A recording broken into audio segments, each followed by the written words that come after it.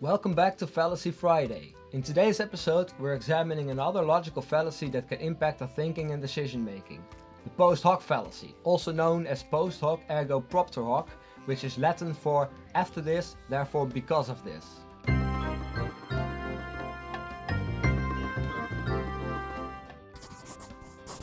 The post hoc fallacy occurs when we mistakenly assume that because one event follows another, the first event must have caused the second event. This fallacy often arises from our tendency to perceive patterns and causal relationships even when none exist.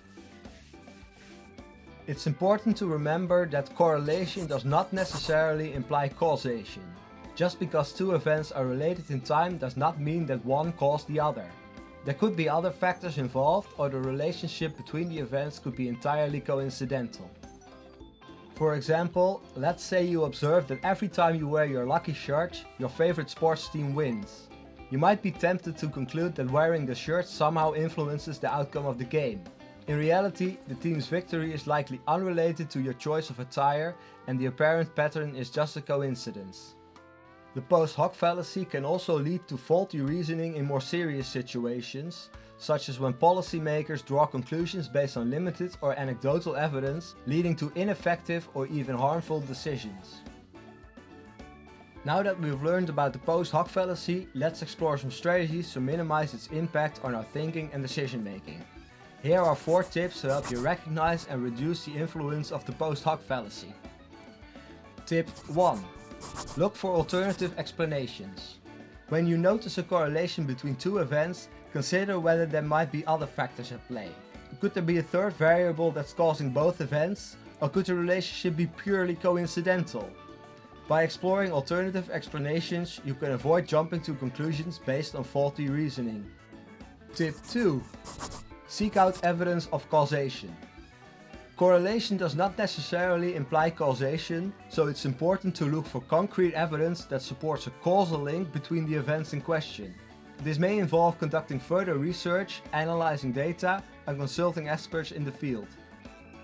Tip 3. Be aware of cognitive biases. Our brains are wired to look for patterns and causal relationships, which can make us susceptible to the post hoc fallacy. By being mindful of this tendency and actively questioning our assumptions, we can reduce the likelihood of falling prey to this fallacy. Tip 4. Apply critical thinking skills. Developing strong critical thinking skills can help you avoid the post hoc fallacy and other logical fallacies. Practice asking yourself probing questions, analyzing evidence, and evaluating the validity of arguments to improve your ability to think critically and make more informed decisions. By keeping these tips in mind, you can work to recognize and mitigate the effects of the post hoc fallacy in your everyday life.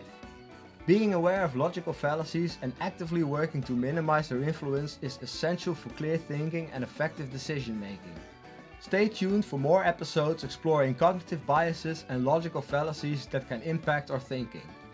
Don't forget to like, share, and subscribe to the channel for more insightful content.